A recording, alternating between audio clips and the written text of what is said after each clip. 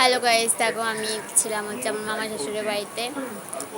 আর আমি এইটা আমার 1 মাস আগেকার ভিডিওগুলো আমি এখন পোস্ট করছি, আপলোড করছি।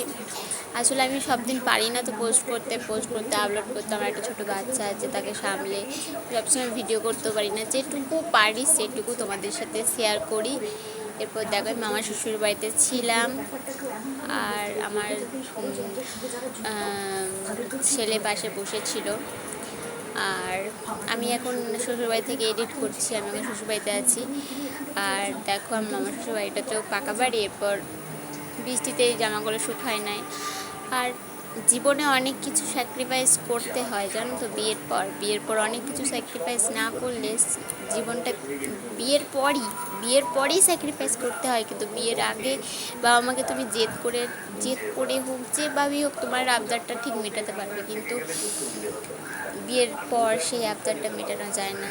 কিছু আবদার থাকে, না মিটলেও তোমাকে সেই আবদারটা থামিয়ে দিতে হয়, সেই মনের ইয়েটা থামিয়ে দিতে হয়, বুঝলে তো গাইস? ওকে গাইস, আবার পরে আসছি।